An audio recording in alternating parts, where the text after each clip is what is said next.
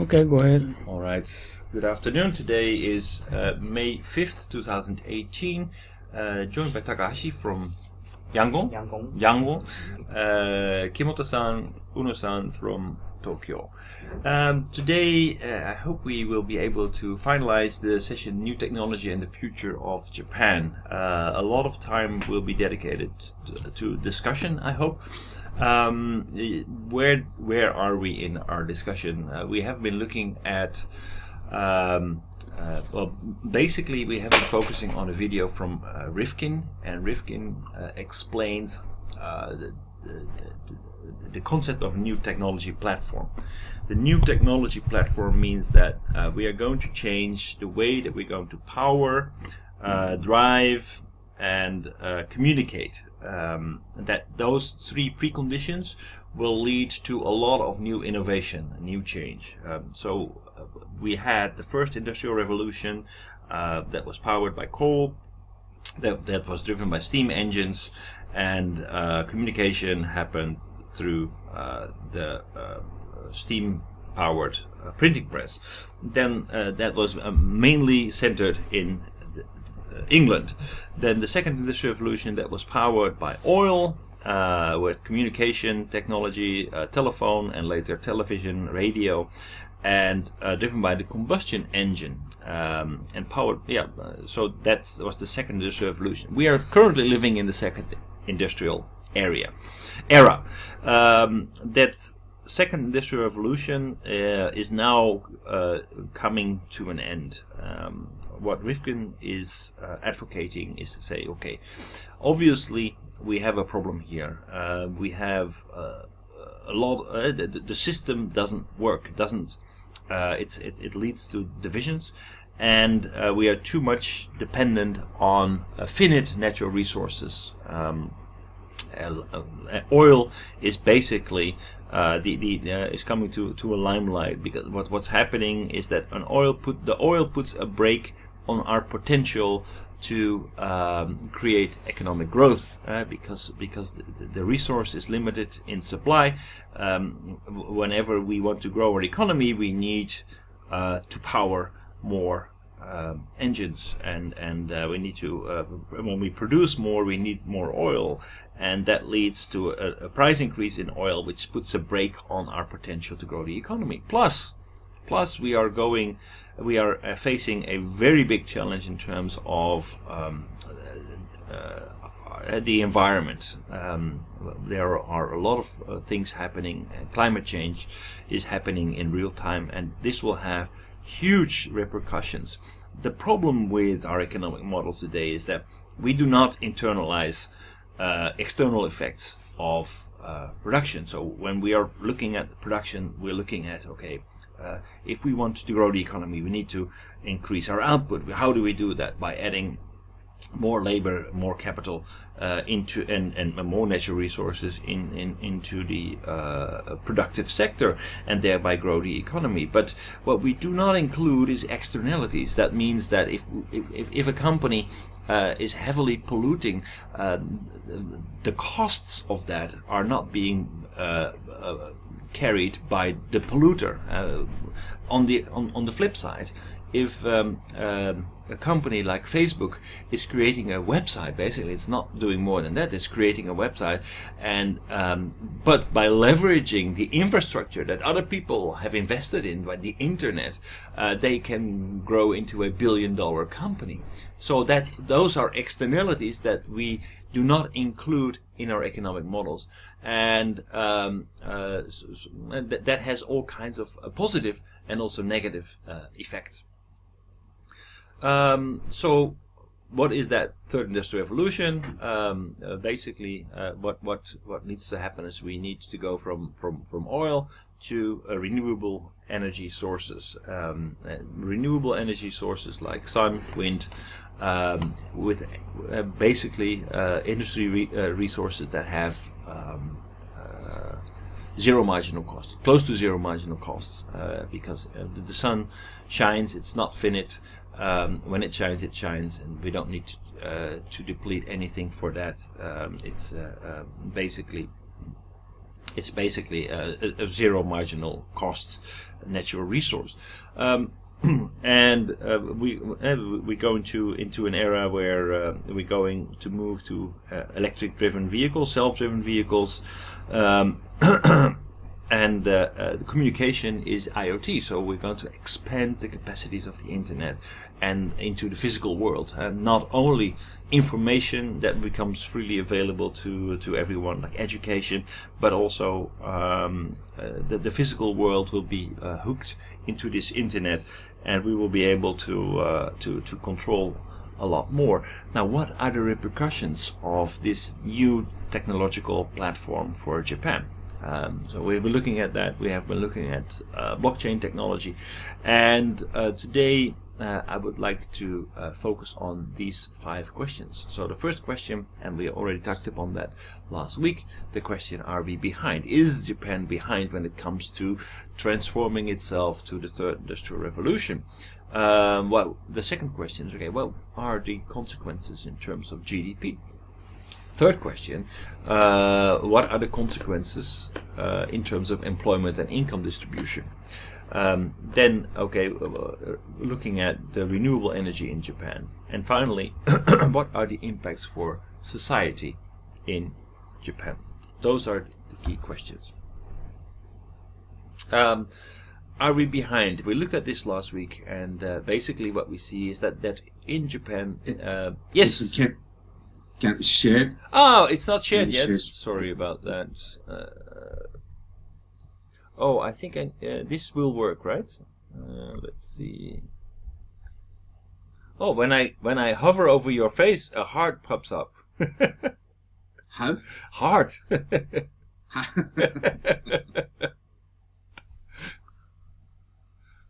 Yes.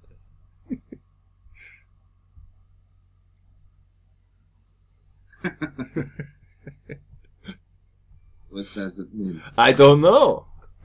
You can. Can you see it? Yeah. All right. So what we saw, what we talked about last week is that there's a different approach, a different attitude when it comes to new technology. In the US, there's a big premium on first movers. Basically, going out there, releasing early, releasing often is a method that is widely advocated in the United States. It doesn't matter if your product is perfect, just bring it on the market, test it real time with real customers and real people, and learn as much as you can, and then release the new version of that product as quickly as possible. So basically, you don't need to invest a lot of time, a lot of money, a lot of effort to build the perfect product.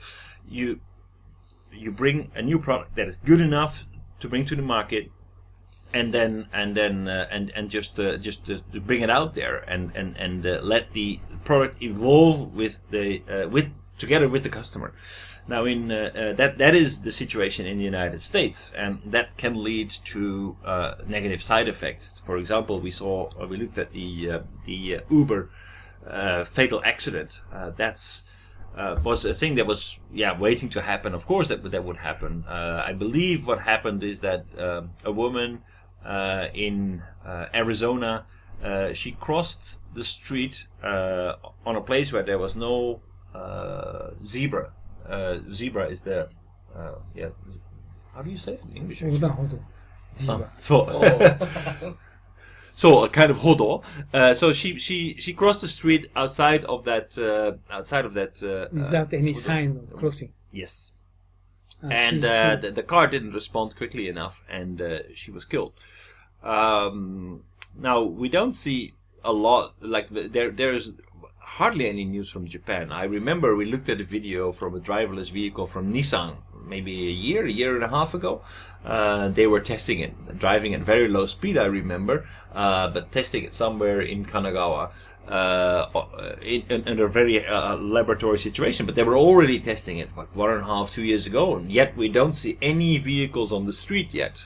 So what it means is that basically Japan has a different attitude towards releasing technology. There's a premium, but very much importance put on, like, we develop a product that needs to be perfect. We cannot put a half-baked product into the market. The customers will not forgive us for that.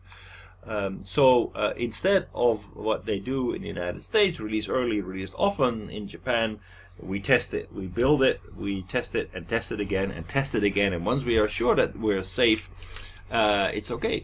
Also need to take the demographic situation in the United States. The United States still has a relatively young population. In Japan, the population is old. If you look at the market for driverless vehicles, a lot of it will be for elderly people who cause a lot of traffic accidents, who will not feel safe to drive anymore, but who, especially outside of the Kanto area, will rely heavily on cars. So driverless vehicles will be probably mainly driven by elderly people.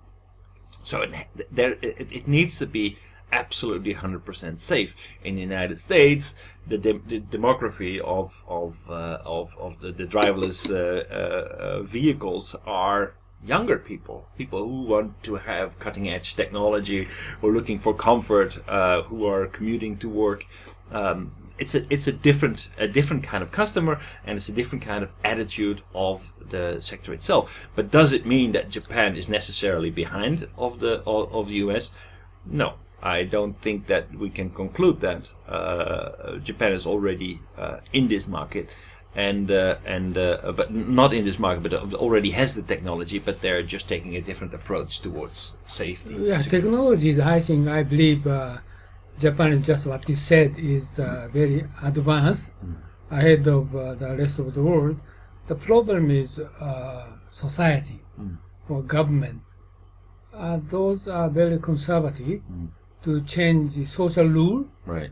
That's the reason why the kind of new technology are difficult to penetrate into the market society. Right. So this is our big obstacle, how to conquer those issues. But also the Japanese engineers very stubborn to stick into their own technology instead of the globalized.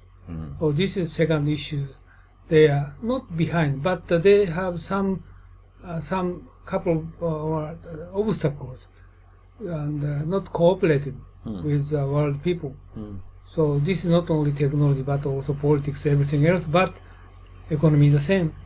So this is what we need to reconsider, kind of issues to be improved. Right.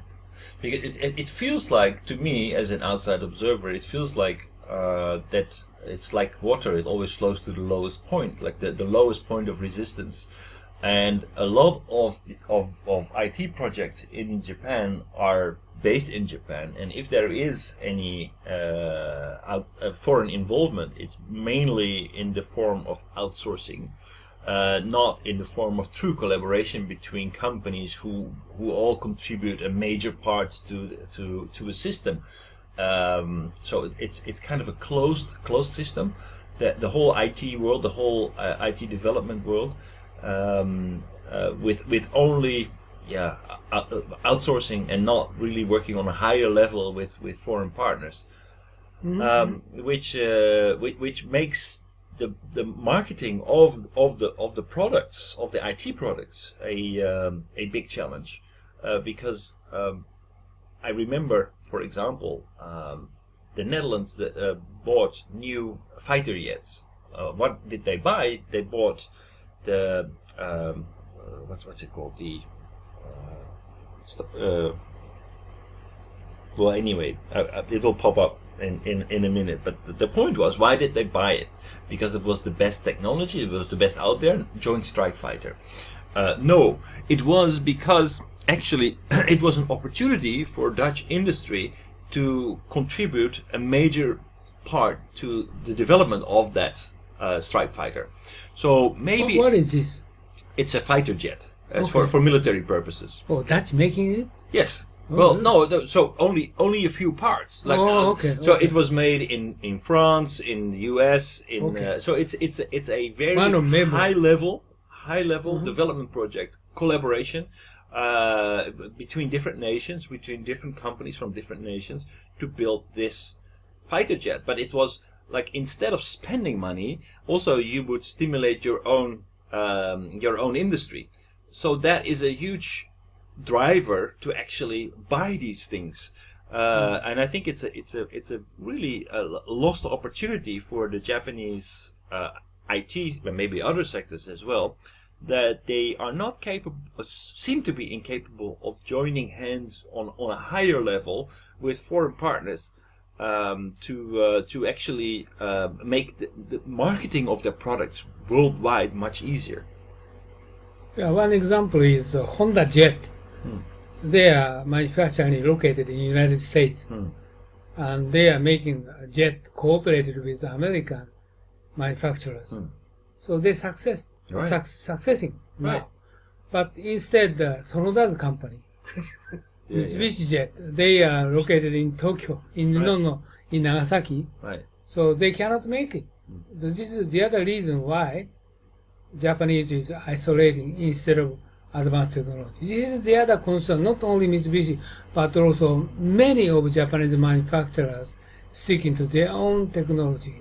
Right. Toyota has many factories in the States, but central R&D center in Japan. So this is the other critical problems. They developed by Japanese. No. They should change the language to English. Right. So otherwise, Japanese cannot get more wider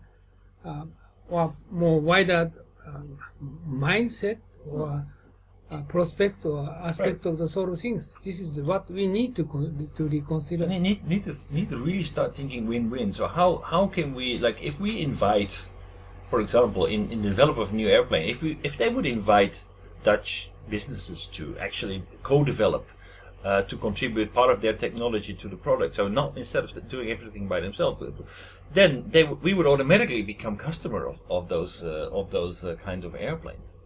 So it means Mr. Mikitani and also the Uniqlo decision, this English-speaking company, is exactly right. Right.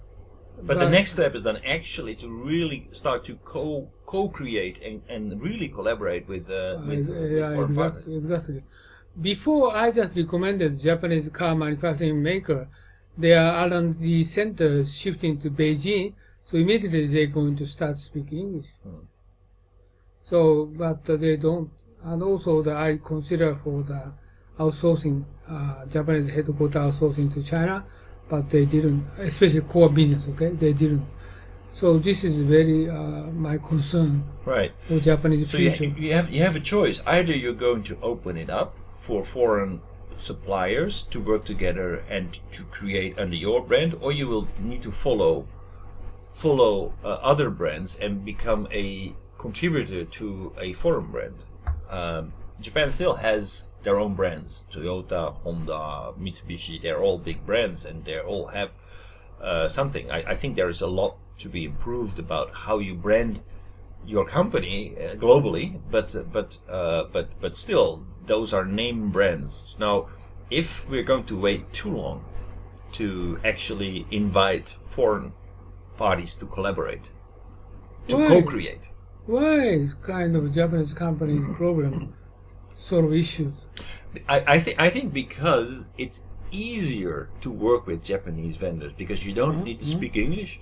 We have the same culture. There is less risk in terms of legal repercussions.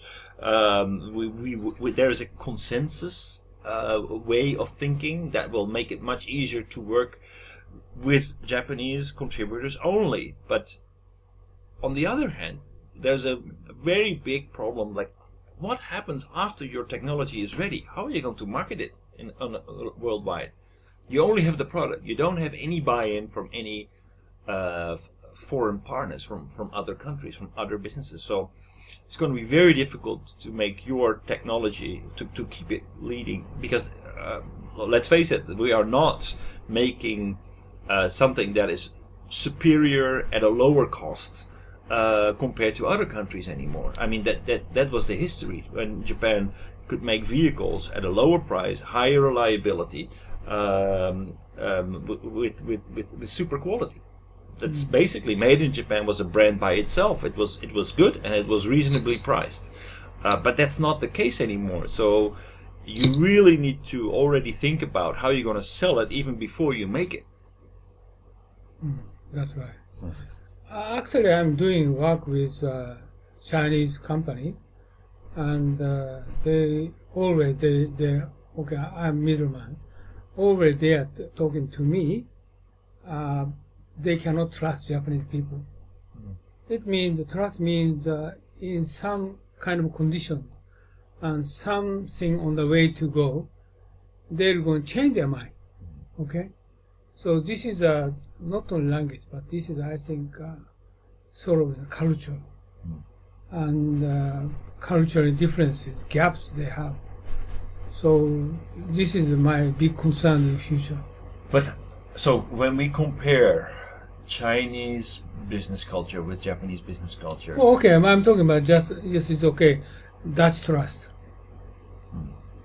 Dutch people are going to truly trust with Japanese people. This is a big question. But does that mean what you're saying is that Japanese business culture is more pragmatic than Chinese business culture, or is that only in the international arena? Is that also true within Japan, or is it true both within Japan and outside of Japan with foreign partners? Okay, Japanese is always thinking about, among Japanese is very reliable. And they understand very sensitive issues and easy to communicate. But non-Japanese people in the case is very difficult to communicate on the detailed specs, detailed issues, everything else. So not easy to communicate. Like easy to throw the ball to get the response from them. This is I got a lot of opinion before. I just worked with Sumitomo Chemical.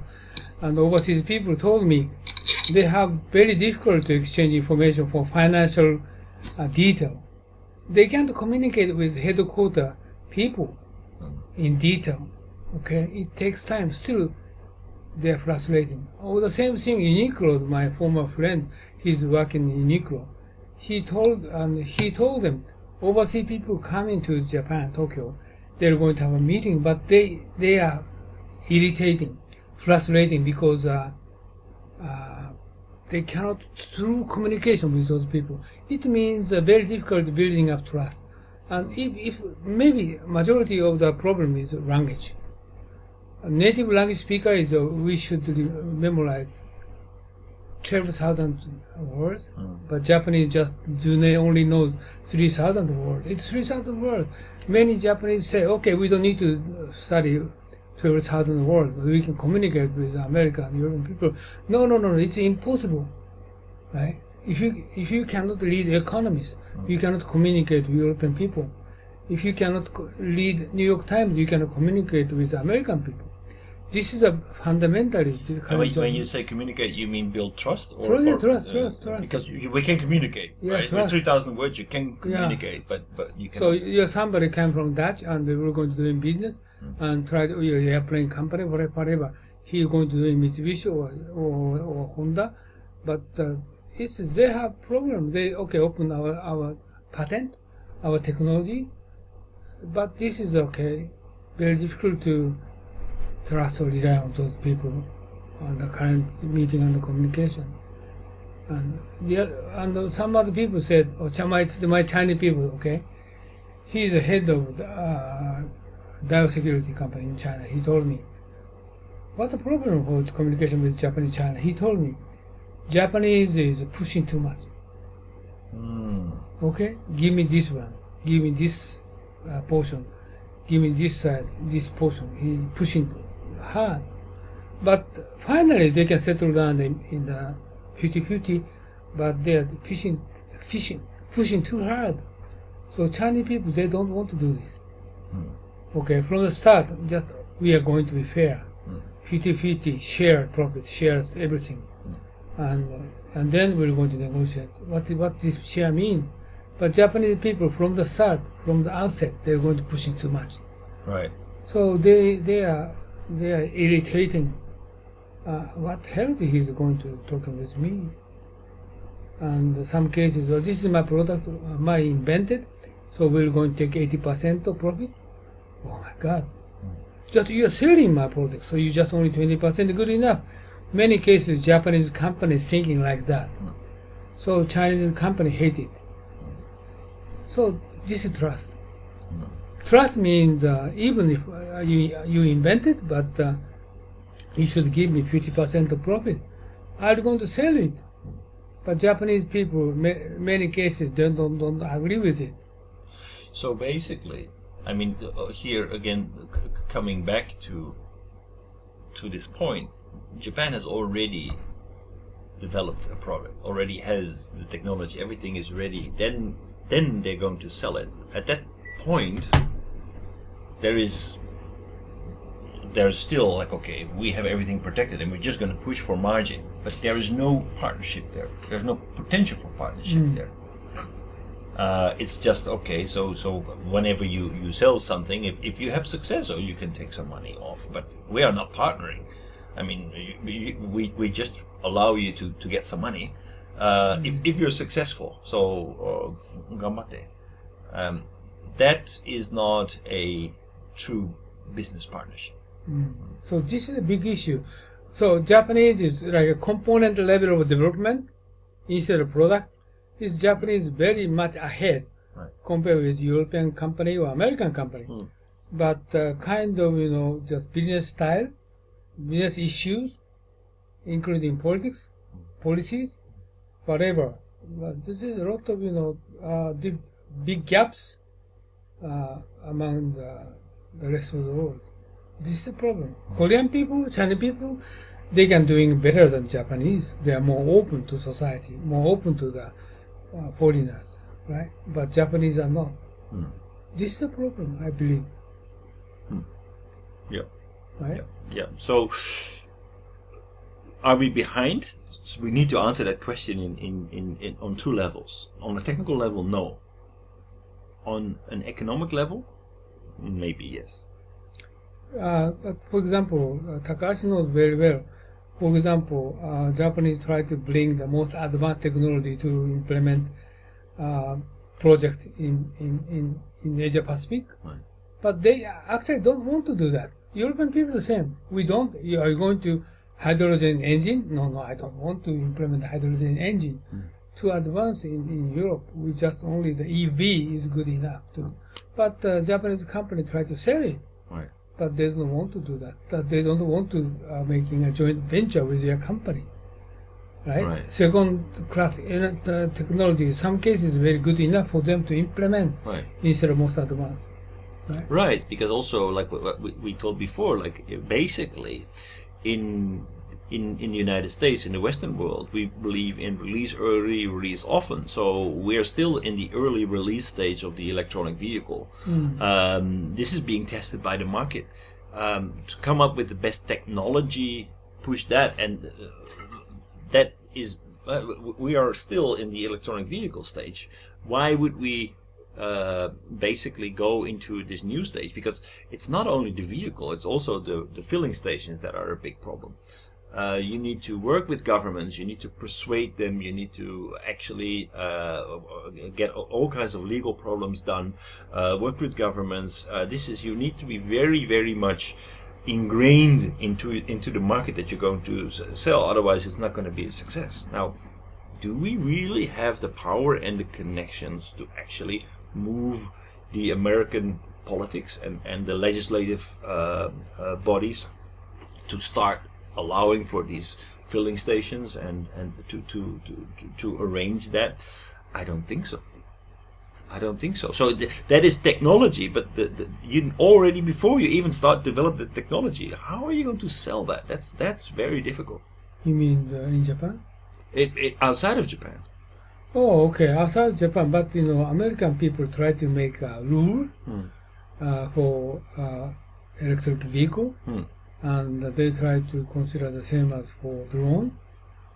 But Japanese people cannot thinking about EV rule and drone rule. So it takes time.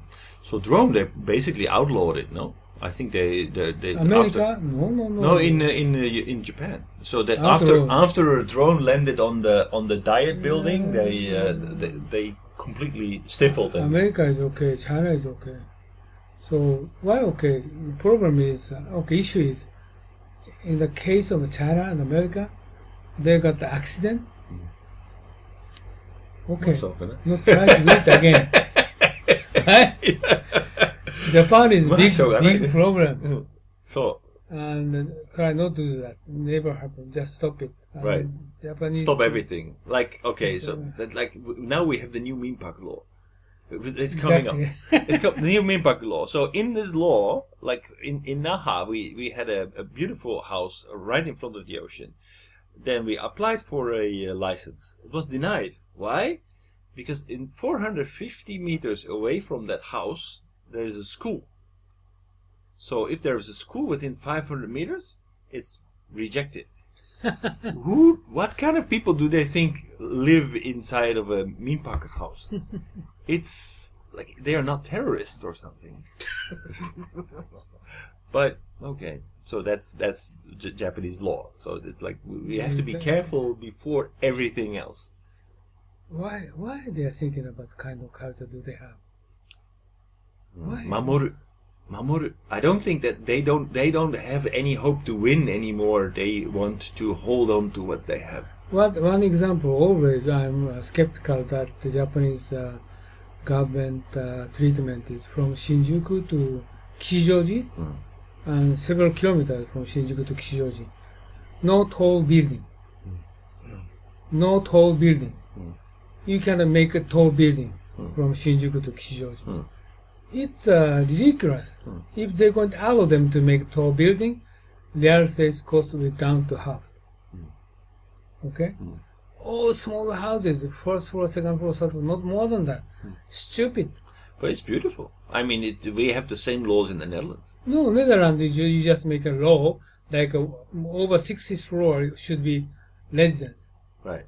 Right? Japanese is every office building. So kind of changing the laws.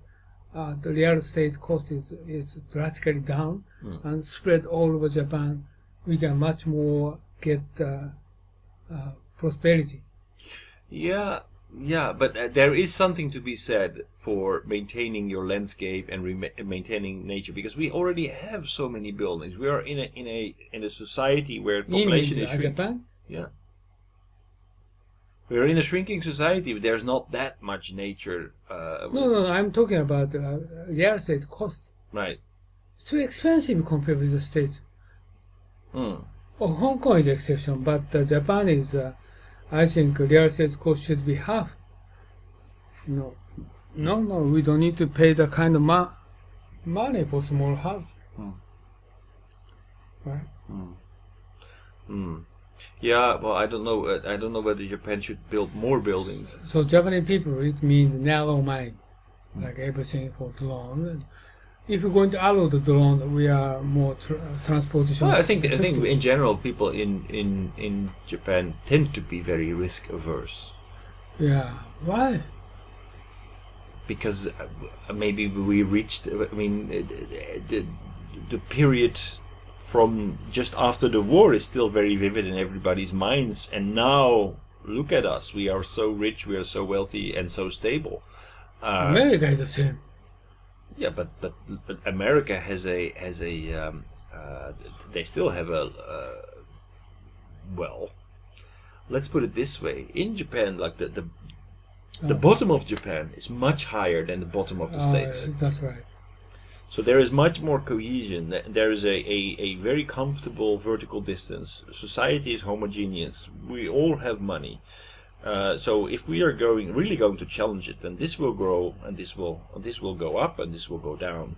And what will it do with cohesion in society? It will be less and less and less, and before we know it, we have a situation that we have in the United States, where there is all kinds of things going on that are undesirable, like poverty, like crime, what do you have? So Japan tends to be, they say, okay, look at it. Do we want to be the next United States? Do we want to be the next Europe? No, we already have enough. Our society is as good as it is. Japan has very good traditional values. Let's hold on to them as long as we can. I agree. So what's going on?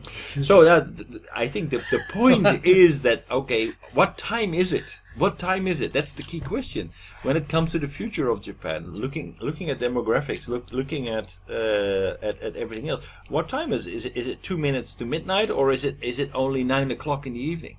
That is the question. I think that Japan has opportunities, but that there is no sense of urgency. Okay, that's the reason why I believe Japan has no. It's not opportunity. Well, Japan is already mature, and 120 or 25 million people. No growth, no problem. They are still already well-being. Right. And they're satisfied. They do not expect more. But we are racing but to I'm the talking about 500,000 people. They go outside and they try to get more improvement. They're asking for more innovative action they want to take. So it means that Japan don't need to change. Okay, Japanese people are very much satisfied at the current status. Right. They are not expecting more. Right. But are they expecting more? Or are we actually capable of maintaining what we have? Yeah, if the world around us is changing, they can. Really? What else they are expecting for? Current level is good enough. But I see a lot of things like this new technology is going to change. Like the life for taxi drivers is not going to remain the same. Life for shop staff in the convenience stores is not going to remain the same. Things will change, and if Japan's industry doesn't become more competitive, they will be up for sale and up for grabs for more competitive economies. I wonder whether we are really capable of maintaining the status quo if we don't grow with the rest of the world. But Japanese, I tell you, okay, I'm a senior person, and the government will pay for me if single. I'm married but single. They just pay for me single, okay? Right. 100,000 yen every month. Right. Good enough for living if I'm single. If you have your own house. No. Even if I don't have, I just talk to municipal cities condominium here. This is a monthly payment, 40,000 for single person. And how much money are you going to for the food? 30,000. So just in total 70,000. Plus gas, electricity, and medical expenses. Medical expense is I'm just only paid 20% of the medical charge. Right. Right. 20%, and I'm going up to 75, 10%. Then what happened? For if I want to drink, I'm going to Yoshiwara. Do you know the area for the former concubine area? Not concubine. What's that? Prostitute area? Show area? They have very cheap drinking place. Right. Like rent room is also very cheap. 2,000 to 3,000, very cheap a day. And drinking place is very cheap. You can eat and drink and 2,000 is good enough. So you go there a couple times per week. What else do you need? And that kind of drink place is also the senior woman there. You can enjoy those people. So Japan is a very happy country. I tell you, 100,000 is good enough. I don't need more. If I want a wife, they're going to pay for me 150,000. I told them, I have a wife. How come you don't pay for me 150,000? They answer me, oh, you get married after 65 years old. You can get it. Yeah, this is strange rule, but anyway, I can't get 100. Maybe wife is one young. That's the reason why, but I don't know. But anyway, I'm good enough. 100,000 people. So she going to she kick me out from her house. I don't care, you know. I even said I tried to find another woman to bring me up. So she's working I have no problem. Right? So this is, I think Japan is a happy country. Even if 10 years later, 20 years later, our country no problem at all. This is the current Japan. Okay?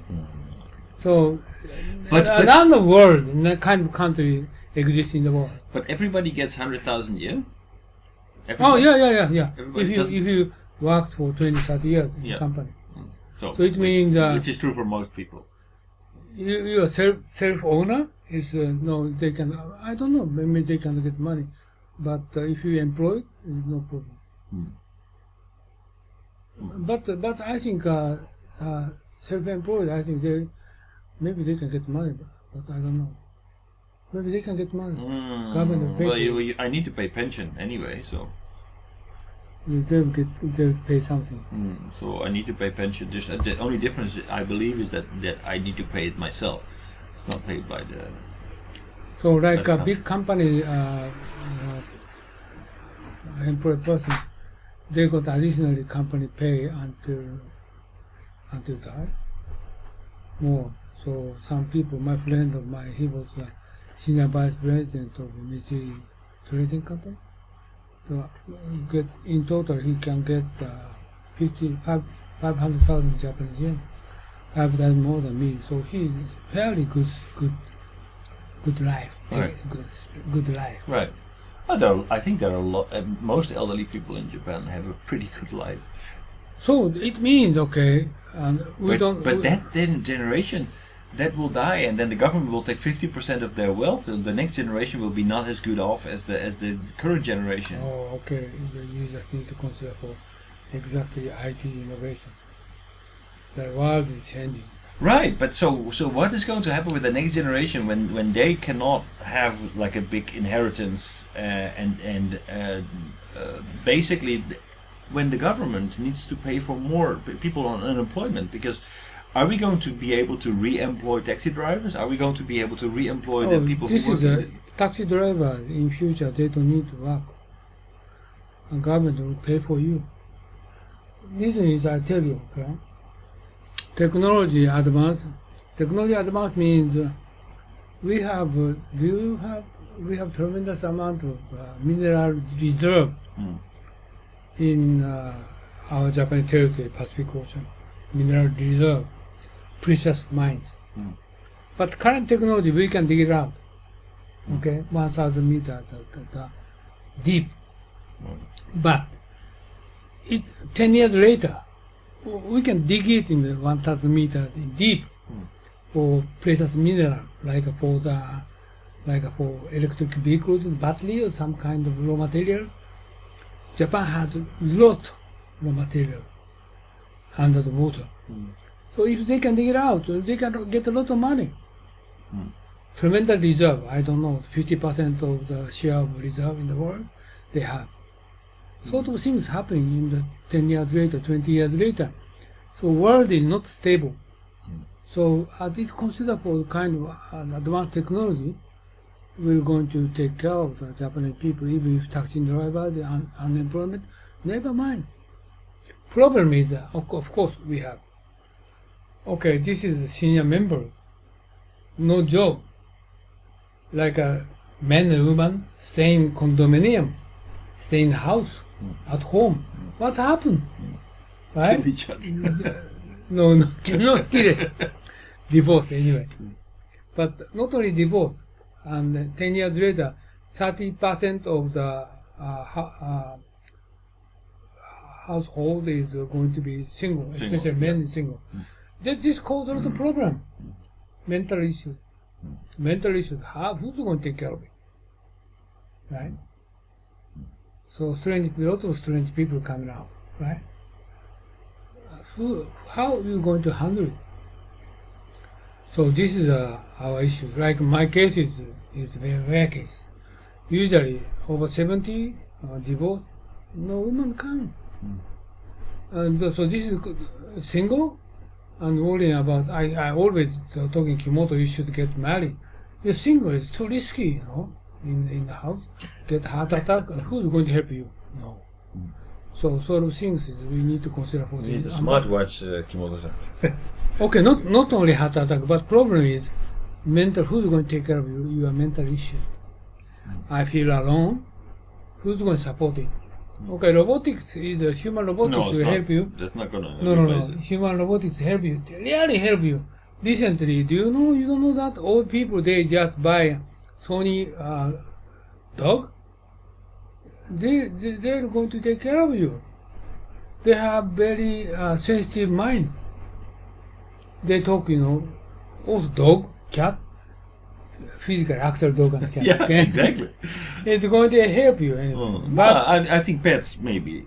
But this is still many cases we can fix mental issues. So what? And most condominiums in Japan do not allow you to have a cat or a dog. Yeah. So what I'm thinking about, Japanese senior people need to give them education. Japanese government much more emphasis on education.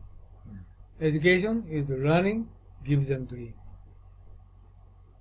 Education is gives them dream. So this is very important. But are they capable of fulfilling that dream? Just mental attitude. If you're going to change your mental attitude, you're more fruitful. Absolutely, that's fruitful where everything life. starts. Yeah, no, that Fruitful life. I believe it. But if you create a dream and you do not also create the possibility to actually to realize your dream. Oh, okay, you change the word. Happiness. How is it going to attain happiness? What is your happiness? What is happiness? What is the mind set? How do you think about? What define happiness is? Okay, education. Even if you just got money, only the 50,000 then good enough for living. You change their mind. Okay, you want a big house, big condominium, whatever. No. I by myself, I don't, no problem at all. Okay, I don't care about the location. 1/3 of this space, 1 piece of space, no problem. Right? I can, I just go just 500 yen the dinner shop and restaurant, no problem, because I'm educated. Okay, so this is education. One food, one dinner, one day, no problem. For 50,000 is good enough for living. So this is your mindset. You're going to educate it. This is education, and then I can sustain my happiness. Okay, so I can going to be happy. Then spouse will come together with me. Well, how come he's happy? I'm not happy. So I want to join with you. So woman is come to me. If I'm happy, this is very important. So this is kind of future Japanese government much more emphasize on education. That's the reason why I'm talking about it. But unfortunately, my school English, so none of No one is listening. Japanese come here. Okay, if I can speak in Japanese, many people will come. Right? I just teaching Spirit of Japan and teaching Spirit of Japan. Oh my God, Spirit of Japan in Japanese. None of material here in Japan, but I'm teaching Spirit of Japan, writing Spirit of Japan in English. Okay? In English. Nobody understands. Many people say, well, Clyde, why don't... That's the reason why every time I'm distributing Japanese, my message in the new school in Japanese and English both. And then for Japanese, just distribute to every day, 10 minutes every day. And the kind of sort of things I'm speaking Japanese. Yeah. This is very important. So, are we behind? Okay, we are not behind. Driverless vehicle, yes, we don't need any drivers. But problem is, Japanese very conservative, very much take care. But in future, anyway, in a couple of years later, even if in Japan, Japanese, we're going to no taxi driver here. A couple of years later. And they will implement a base income for everybody. Yeah. And more, but problem do you have? Last week I discussed you. Most problem is driverless vehicle is no problem. Problem is, as you know, you told me 80% of car is not used.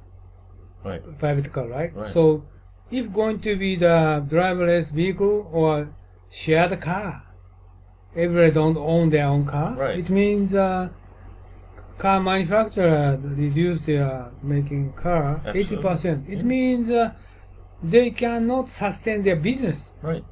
What's going to do? This is a big issue. That's a big issue.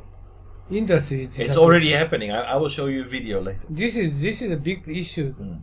So, industry growth, no growth. Okay, I just the current Japanese situation, economy, politics, going 20, 30 years, no problem. But big problem is manufacturing industry will disappear. So it means current level of standard level cannot sustain government. Well, I think we're already in a situation where everything is like a race to the bottom. We're already in that stage. I was really surprised about like everything becomes cheaper. It seems in Japan. So no company like the supermarket near my house. You needed previously it was so that you needed to buy groceries up to 1,000,000 yen, then they would deliver it to your house for free. But now Amazon is there; they deliver it for free. So now you only need to buy for 2,000 yen, and they deliver it to your house for free. Everything becomes cheaper and cheaper. Oh, by the way, what is electric retail maker? Not Yamagiwa, it's Yodobashi. No, Yodobashi. Yodobashi camera. Mm. They delivered their product only 500 yen. Right. so of course they make a loss on those deliveries, but they need to do it in order to stay in business, in order to transform their business and to become profitable again. But this is, I don't know whether this is healthy. This is not adding anything to the economy. But how do you think about most of my concern is the disappearing manufacturing industry? How are they going to make more money in country? It's a problem. It's definitely a problem. Now, if you put on top of that manufacturing, you can outsource manufacturing, right? Those jobs are disappearing. At global level is what I'm talking about. This is a big problem. No manufacturing, they don't make it. How they can try to get money? How do they try to consider value added, service, value added products, and then they get money? If they cannot get money. What's happened? Well, basically, I mean, I think the employment in, of course, people will still buy things, right, like computers and how are they going to get the money from? Well, I think people are owning less, so and more sharing stuff, sharing cars, not only cars, but also maybe other things. It means everything reducing in the future. Right. Okay. So that means that also GDP car industry reduced 10% and GDP reduced 10%. Right. Okay, they try to spend money 10% less. Right. Like nuclear power plant disappeared, but they survived. Nothing different. It's there. Electric industry total lie. Past several decades, it disappear. Nuclear power plant, we cannot. Industry cannot sustain. No, nothing happened. Yeah. That's right. You're right. Everything spend less. Right. No problem. So it's just going down. Everything's going okay. down. So now, Okay. conclusion, no problem. Okay, so we saw this graph last week. This is, are we behind? So the answer here is also no. If we just look at the totals and employment, then we see that, okay, yeah, China is employing 10 times more people in the renewable energy sector, but actually China has 10 times more people than Japan, so that kind of makes sense. But Japan is not doing bad compared to other nations. There are some exceptions here. Brazil is doing quite well.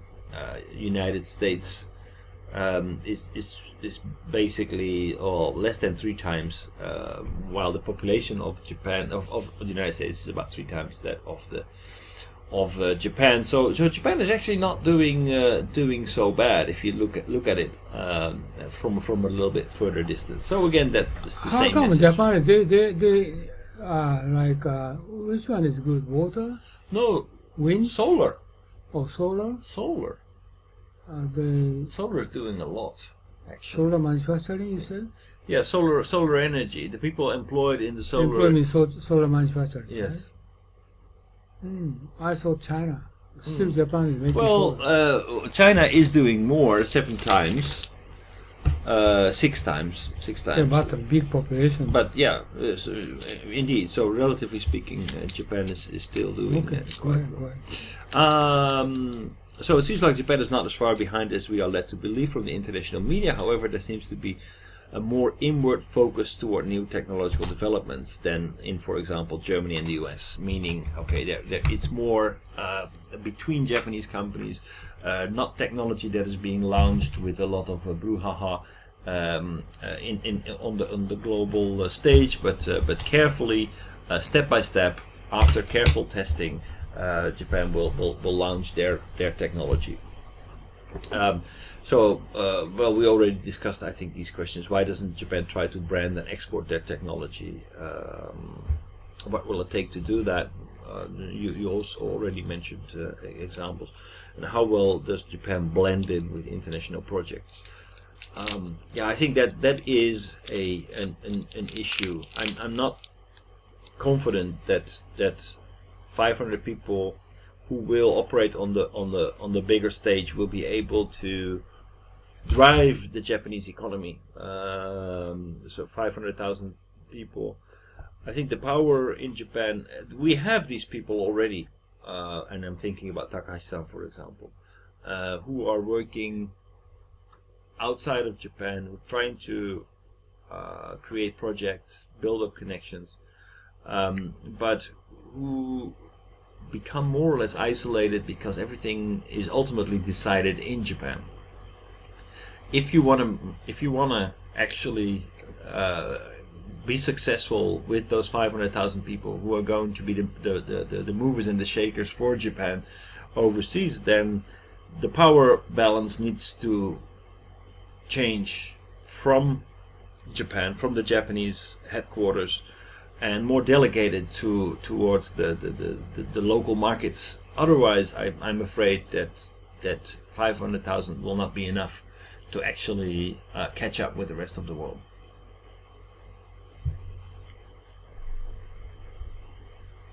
Would you like to add to that, Takahashi?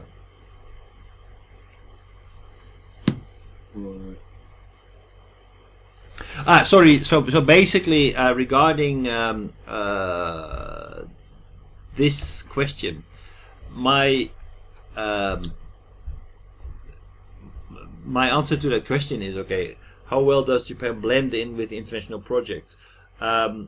So what we have been discussing is that there are still a lot of companies in Japan, or a lot of initiatives in Japan, where the technology is very strong, but the number of international players within these projects is very limited because it's more difficult. There's a bigger risk. There is a difficulty with language, with standards, with business culture, which drives Japanese players to actually work together when it comes to developing new technology. But the difficulty starts when you start to market that technology. Now, Uno-san said, okay, well, Japanese will never learn English. There will be a workforce of about 500,000 people who speak English, who will represent Japan on the global stage. Well, if that is true, my concern is that we already have an army of Japanese people who work outside of Japan. But looking at the way Japanese businesses are organized, I see that there is a difficulty for those people to actually drive their headquarters. So if the power remains focused on Japan, within Japan, then I'm afraid that these 500,000 people will not be capable of making Japan successful in international projects, because the power they don't have the power to actually move their own organization. Yeah. So, and also it shouldn't necessarily be the Japanese team representing Japanese companies and the country of Japan.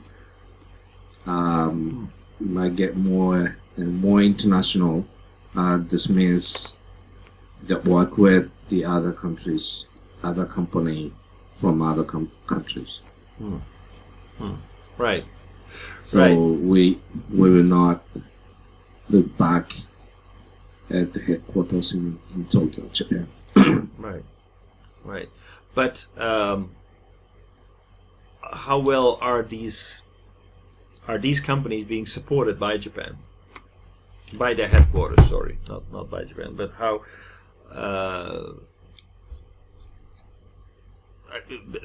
the way that I see most Dutch businesses operate is that they are being driven by the people on the ground. So basically, they observe, they discuss, they negotiate, and they tell the domestic organization, okay, so this is the result of the negotiation. This is what we need to do, and then it's up to the domestic organization to actually drum up enough resources to deliver upon those negotiations. Yeah. that's That's the point. so. That's So let them let us go. right. Right. I think that's really a real, from what I've learned over the past years, is that this seems to be the biggest obstacle into making international projects successful. You need to be able to delegate really locally and give people the way to actually broker those projects and then let them drive the domestic organization to actually follow up on what has been agreed upon locally. But there's a very big also here risk aversion of but what if we are still doing good enough in Japan, so we don't have to worry. I mean, it would be nice if we have international projects, but not at increased risks. I mean, then why don't we just sell more in the domestic market? I don't want to rock the boat. So that risk aversion and that the lack of feeling with the local market and the lack of trust in the people that you are sending overseas to fight for you and win international projects. That seems to be a big obstacle. That's where I think that your colleagues from the Netherlands have a much easier life than you have. Yeah, and also as we have been discussing with Umu-san this morning, so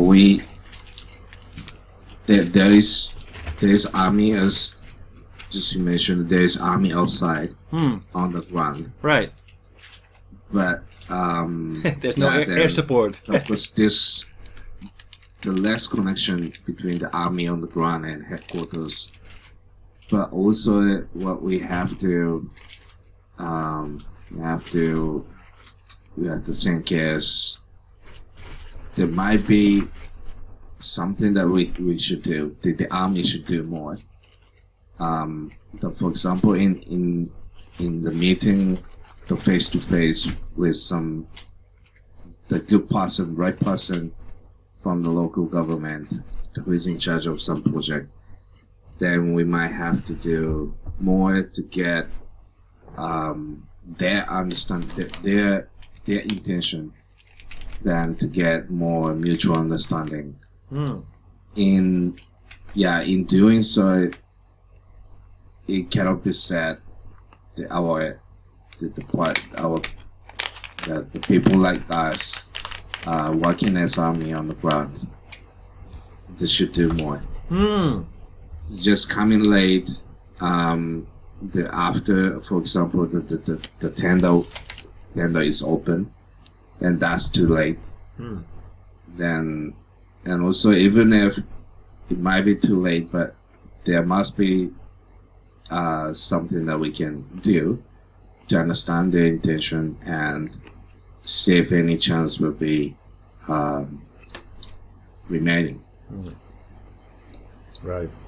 So we also have to be more equipped with the intelligence and more understanding of local context. Okay. Okay. Well, that's and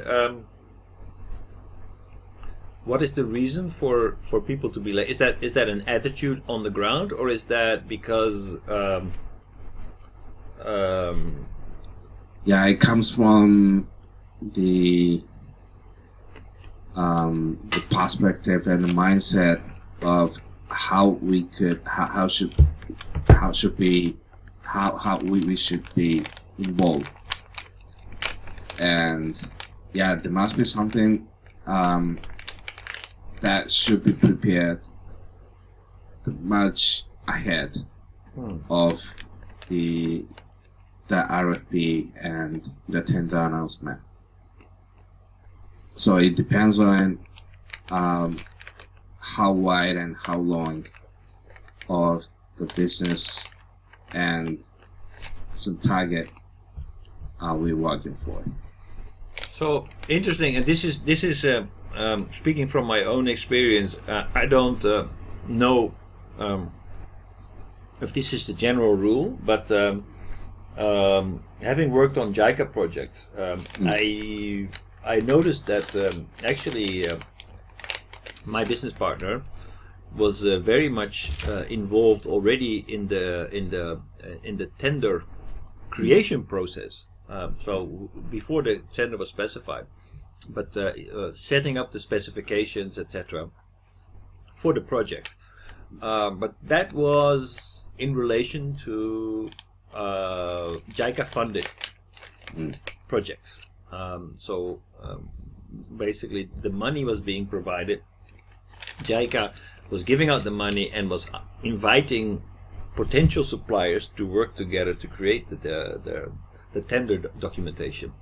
Now, that didn't necessarily mean that the partner was very heavily engaged with the local user and the local client, but very much focused towards creating specifications that JICA would then automatically award, because of course we would not put in technology that we didn't have.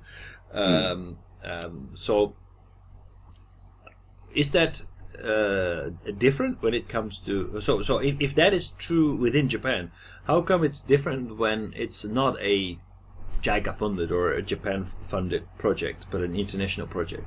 Is that because we do not have the relationship, the network to actually get on board early? Yeah, what's different is whether that company who was involved in making the RFP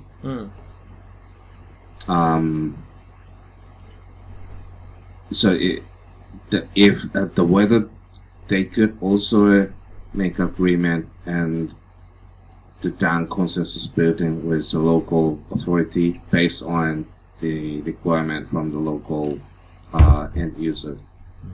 If not, it looks like just they're standing in the Japanese side, and the company from Japanese side representing JICA project, then just doing as they want. So just leaving the requirement and expectation from the local side behind. Right. They don't care about it and just doing the spec-in, like the things of like spec-in just for themselves, right, to get awarded. That's a pitfall of some unsuccessful, unexpected the outcome from the JICA project, the dealing with the local authority. Right. So as mentioned, with even with the JICA project is following, we should do the local negotiation with the local company and local authority. Right. Right. Then followed by the JICA project, which is one of the solution to fill up the budget arrangement. Right, financial gap. Yeah, but it's a pitfall, right? Because it works. Because we can do it this way. For a lot of companies, it's the shortest route towards making money. So if JICA is enabling us to do it, then why not do it? It's makes economic sense to do so. Yeah, it might used to be workable. When the local government, our counterpart of the country, didn't have much option to get these financial resources. So the JICA and Japan might be almost one option for them, and also the proposal is absolutely what they want. But nowadays there are many countries, many the players involved. That's not, that couldn't be the same as before. Right. Yeah. No. I noticed that I more or less graduated from my business partner 2 years ago, but they are in big trouble because they are not winning the projects anymore. They are not actually able to drive the specs anymore as they used to, because JICA is not basically sponsoring these kinds of projects. So they're really they were a bit too late to pivot and change their attitude. Yeah, it used to be the shortest way and most effective way, but it might not be the same in the current situation where, the Chinese doing so much. Right. Yeah, you were just talking about it, I believe, when I entered the room about the Chinese. Control center. Yeah, who got was this about the highway toll project? It's like the road traffic control center. Right. To manage the traffic lights on the crossroad, and also the stop on the road. Then finally the Chinese got this standard offering 50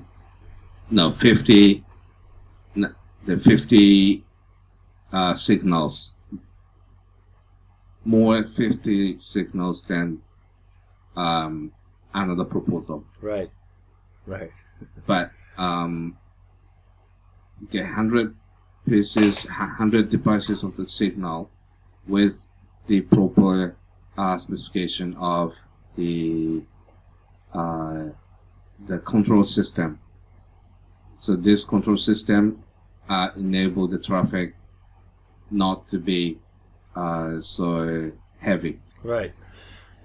So the control, the monitoring and control, then 100 pieces of the signal. This is the proposal from some country. Right. But the Chinese one, okay, we can do 150. 50 devices more, but later on they just deleted the control system from the contract. So this what did they offer? Can monitor can put the devices on the road and can monitor in some way, but cannot control. and once open up the so there's somebody behind the control panel says, "Oh, it's crowded," so they're going to switch on the red light or something. Is that? No, it should be as it is. Oh, they can see all this. It's crowded. So it just registers. Yeah, but obviously, the proposal from one country technically more advanced and more reliable. Right. With the more guarantee. Right. it could be more the guarantee, but the result is not following that aspect. Right. But that's not unique, right? So the same thing happened in Indonesia with the high-speed rail project. So so is that the things is that just due to the lack of the effort in putting some specification prior to opening that tender. right. Maybe, but it's not all caused by this. Exactly, because this kind of opportunistic behavior seems to be happening everywhere. So China is making a proposal that may work, it may not work, but I mean, if it doesn't work, then who lives then? Who worries then, right? So basically, we say, okay, well, we take your offer and we put 50% on top of it, same price. It may not work, but well, okay, we will fix it then, right? So it doesn't really matter. So it looks good on paper; it's a superior bid, but in the end, you might end up in tears because whatever. So then the question is, how can you expose this kind of behavior or put in penalties into the tender process? That's okay. That will make sure that the Chinese side will be less inclined towards this opportunistic bidding than. But actually, they are paying the price every day. They're paying the penalty. Based on the condition of the contract. Fantastic. So even so they're also losing. Huh? So they're also losing. They're also losing in this project, but they're gaining more in some other aspect. Well, yeah, okay, because basically, I mean, they need a control system. So in the end, the control system needs to be supplied. So, well, since they already put everything else in, then maybe they can sell the control system at a premium price to cover for the losses that they're paying in penalties. I don't know. So you need to get on board, otherwise you're not doing business anyway. Yeah. So I think what happened on this project is what Chinese was successful to deal with the local government is they successfully convinced them of their approach, right. which is more opportunistic. Right. Opportunistic. Right. But it can be the policy if we determine to negotiate to trying to convince the local the government. Right, but even, then the question even with is the concept of opposite one, right? Like Japanese and the other country. So yeah, we will cut that last part out. But like we already discussed here, like okay, but Japan is more conservative when it comes into selling their technology. They are more prone to testing. They don't want to take any risk. It needs to be 100% waterproof before they're going to put it in. Is it actually in the DNA of some countries' business attitude to actually be more opportunistic in their bidding, which means really giving more trust to people on the ground to wheel and deal and negotiate and convince the local authorities to actually choose for the other country's bid instead of for the China's bid. It seems like, especially when it comes to tenders, etc., China will win them all because they have just a different attitude towards risk and what is acceptable. They know that if they don't win the project, there will never any money will be made. So they'd rather take a hit in the beginning, be on board, and then compensate it later on with everything that they will not deliver in the first project that they can supply in the next. Okay, this is actually Chinese people is comparing Japanese. Japanese not concerned about conservative. Issue is the Chinese is they have very good relationship and communication style with their client. Mm. This is the major their winning point. Okay, compared with Japanese. Mm.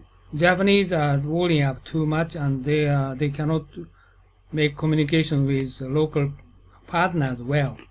Mm. This is big problems. Mm. So that even if they fail the project, they don't care. They try to make an effort whatever customer want.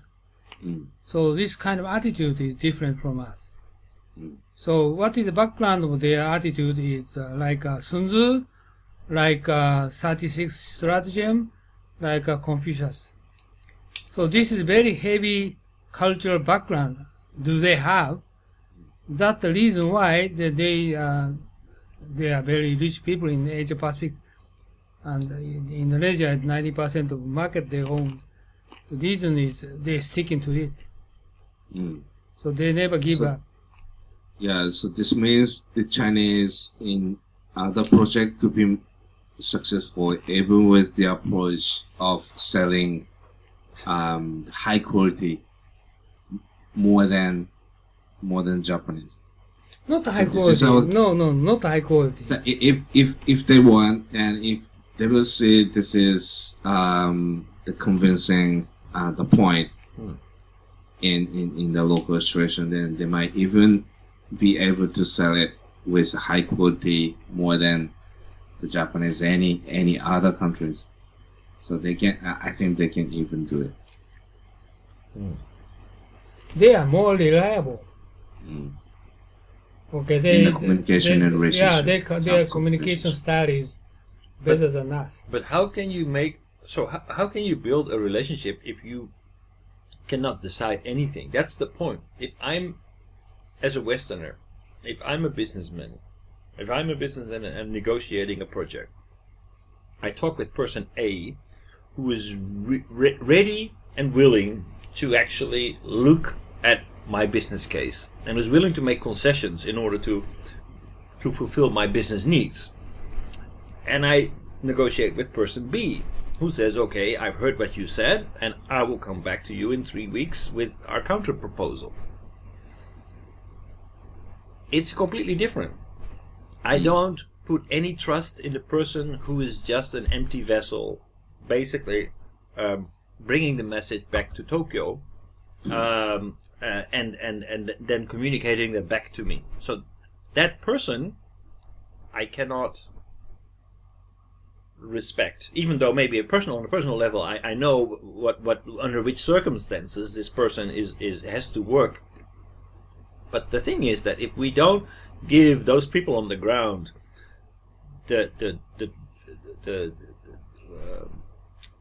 power to actually listen and really try to be creative and work and actually give the other side, me as a customer, the idea that they've heard me and they understand me and they're willing to do something for me, without simply being an empty vessel, but somebody who you can look into the eyes and say, okay, let's do this, and then the other person can shake your hand on it and say, yeah, let's do this, because ultimately it's person to person business. So I really think that this is where, okay, Uno-san asked this quite frequently. So why do people not respect Japanese? I think this is one of the problems. Exactly. Just you consider for the TTP or FTA, just Trump to ask for Mr. Abe and Trump for the Xi Jinping. What a difference, major difference between of those people and the Chinese government or Chinese people. Under the table, they have a lot of negotiation and talking with each other. And also Macron, the French president, visited the United States to communicate with Trump for regarding Iran. And he said he won't change whatever you want, he said to Trump. And ballistic missiles, ask them to stop to make it. And also need to consider for some terrorist support. sort of things France is more flexible to negotiate with Trump. And consider for Japan. Okay, Japan is what the reaction is. I've never seen it. Kind of, more close contact. But okay, just what our approach is. Okay, we're going to reduce your deficit. That's all. But what kind of action you're going to take? No action. This is our problem. So they are just the counterpart. People are frustrating. You said yes. Okay, you told me. I told you you are going to follow me, but not follow me. But I think you were going to follow this kind of condition, but you cannot follow those conditions. Why not? You're going to start discuss and you're going to persuade me. This is America president frustrating that kind of point. So it means, are you seriously going to make an effort? Chinese people always they are going to make an effort. So this is obviously they try to make effort. Whatever you want, we're going to follow you. Even if they don't follow, but they try to speak out that truth and some cases lie or whatever, mixing. But always they are willing to do something. Some action, some conditions we're going to get actual result, some are not. But American people or European people, they need to get fact, truth, sort of result. But Japanese is only the result. Only result. But what kind of intention do you have? So I can't see your true intention. That's the reason I can't believe you. So sort of things is problem. Okay, we're going to show that sincere, action to improve. It's kind of it cannot get physical result, but it's okay. But are you going to make effort? This is important. Japanese are very weak to show their effort or their plan of action, right? So it means kind of indecisive. The American people, European people believe that Japanese, you are indecisive. But you said you're going to get result. But how do you going to get result? This is a problem, right? Okay, let's go. Yep.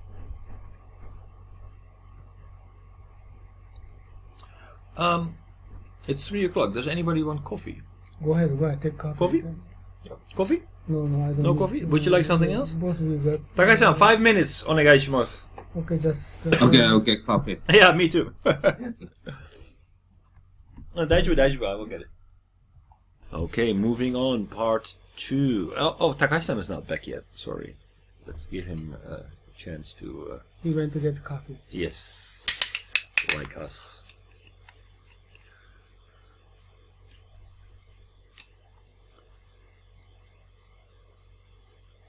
Kimoto-san, question. If somebody wants to learn Python programming, but doesn't speak Japanese, is there any? Speak Japanese. Is there a good course available in Japan, like school? But for example, e-learning system you mentioned. So Udemy. So that's my recommendation. But I wonder if there is something else. Because I would also, my immediate answer is Udemy. So I have like hundreds of courses in Udemy. I never follow them. Oh, actually, すごい面白いよこれ. I'm doing this. Wait. This is a new kind of e-learning system. Grasshopper. It's kind of fun. You can do it on your own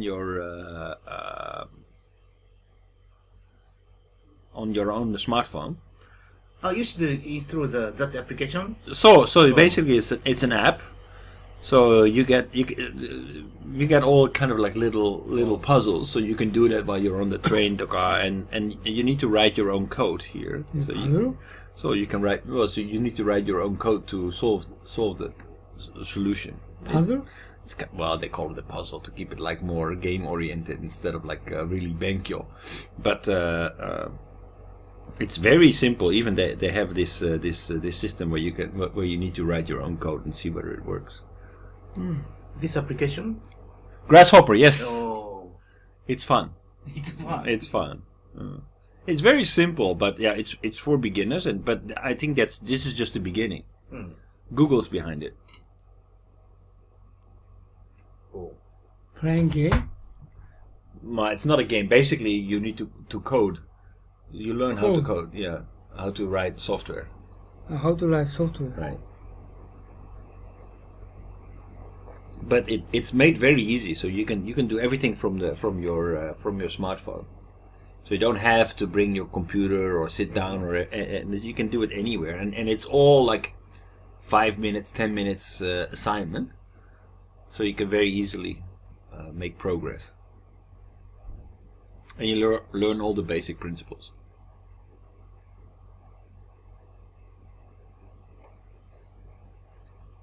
Takashi need to go outside, not downstairs Ah.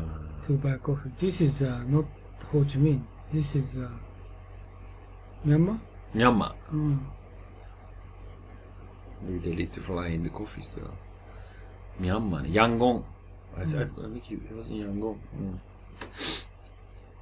Have you ever been in Myanmar? Have you ever been in Myanmar?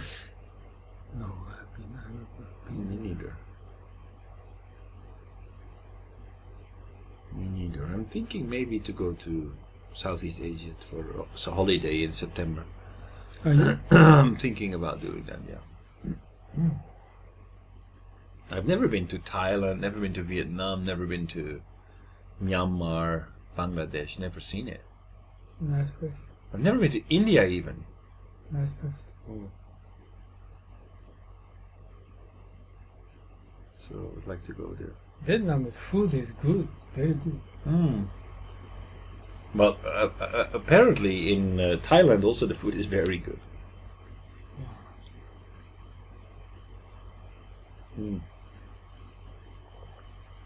How's the food in Malaysia?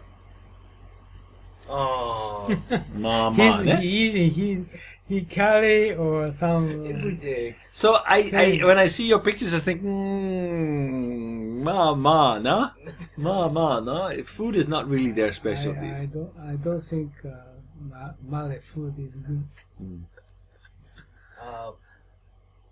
Malay, major Malay people is Muslim. Therefore, they couldn't eat pork. pork. The Indian people don't eat beef. Right, right. It's very difficult to Mendok choose. sai, no? He was eating very similar food every day, curry and fish. So how is the fish actually? Is it tasty like Japan? No. No, I don't think so. Usually, fried fish or boiled fish Right. Oh. with the curry, boiled with curry. Ah, right. But Chinese restaurant is very good. Local Malay food is very good. Terrible. That's where the money is then. But Indonesia is different. Even very similar people, but Indonesia local food is very good. Yeah, it is. But Malaysia is not good. We inherited that food. Well, inherited? No, we took that food culture to the Netherlands. So every Asian restaurant is basically a mixture between Indonesian and Chinese. It's very tasty. It's actually a very well received everywhere in the Netherlands. Like countryside people, everybody eats this kind of like. Especially This application is made by French. No. Why? No, it's just a wait. So you need to write. I think your first code. You need to write a block and block colors so that it prints that out. So I think you're actually going to. Your assignment will be to write a different flag. Okay, try. Right. Try. It's very easy. It's JavaScript. This is making JavaScript. Right. Yeah, so that's JavaScript is very suitable because you don't need anything. You don't need to install anything on your server. Already so. Yep.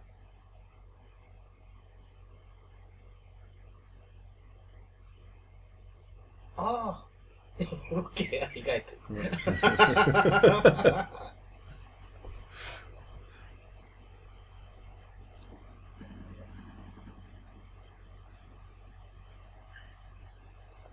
So they go through it. It is really easy. I think it's more tailored toward kids. But I really like the idea behind this. It makes it very accessible for people to learn programming on a very basic level. But Udemy, I learned programming on Udemy. Oh, in Malaysia, I told you that you made Udemy. to learn the programming. Right. She didn't learn programming in school? She learned programming at the university food, Right. but she don't know about PHP well. ああ、なるほど。あれ、高橋君。Yes, there he is. おう。帰りなさい。自分で締め出しちゃいました。キーかけたまま、キー、オートロックで締め出された。で、入るとフロントに。You shut yourself out? で、フロントにまで行って開けてもらったんですよ。最近多いんですね。Ah, really? 年かな。いや、それ疲れてるんでしょ。Okay, let's continue. Yeah. While we drink coffee. So the second question, okay, what is the issue regarding GDP? So the way that we calculate. Recording is started. Is it? Yeah, started. Yeah, it started. So the way that we calculate GDP is it's a bit different. There are different ways to do it. You can add it as the sum of all spendings, sum of all earnings, or the sum of added value. It should basically be come down to the same thing. But in case of the United States, the GDP is calculated as the sum of all spending. So what do people spend? So if that is true, so if the sum of all spending is the way to measure GDP, then if somebody takes a Uber ride, so instead of a taxi ride, so what happens? So that means that basically Uber is cheaper than a normal taxi ride, right? So that means that the customer is spending less, and a taxi driver somewhere is losing a customer, right? Because for every Uber ride, you don't take a taxi ride. Unless we are all starting to consume more taxi rides. But assuming that that is not true, assuming that basically this is a zero-sum game, and people just substitute Uber rides for taxi rides. The taxi driver somewhere is losing a customer. The Uber driver is making less than the taxi driver would have, and the customer gets where he wants to go. Alternatively, a traditional taxi company may try to compete and start lowering their prices, as they appear to be doing. Add it all up, you get a smaller number. GDP goes down.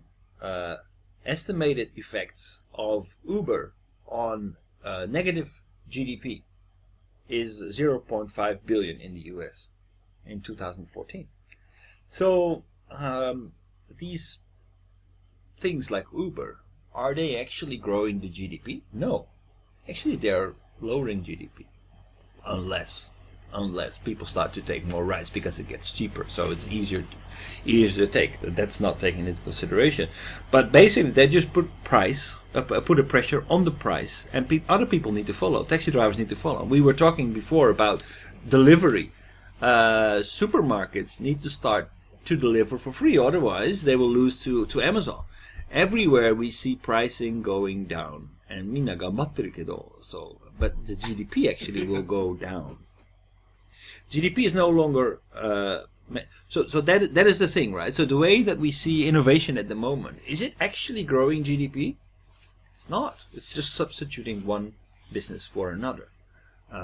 We are not all getting richer. We are not all getting buying more food. Basically, we are substituting one business model for the other. I think for GDP, population and productivity is a very important factor. Right, right. All right. So basically, if we can create like a whole new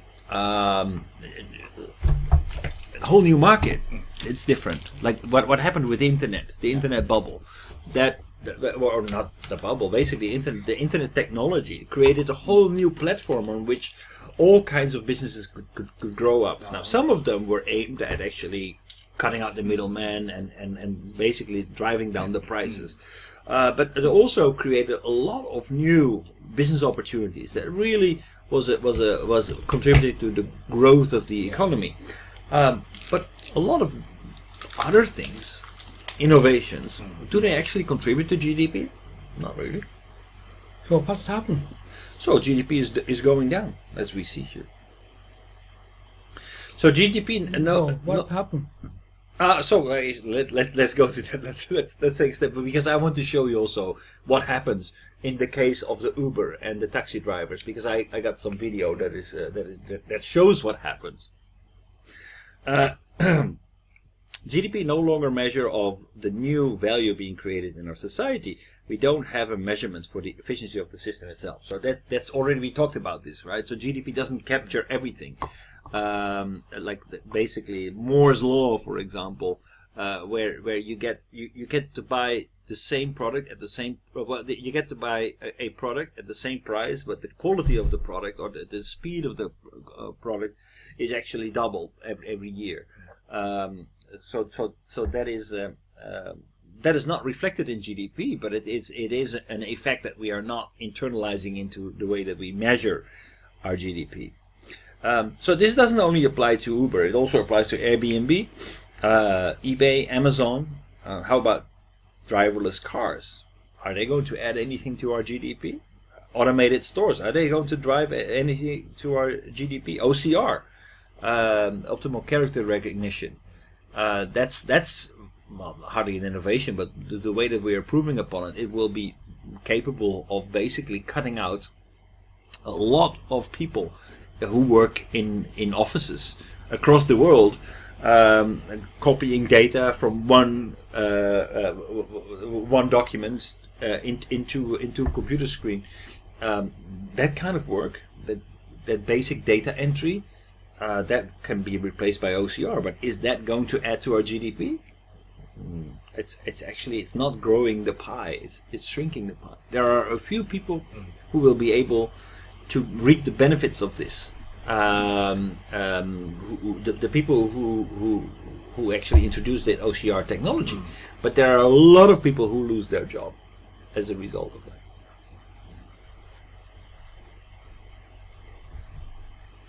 Some of the new technology will grow GDP, like new cars, new devices, new services. Some will shrink. Yes, shrink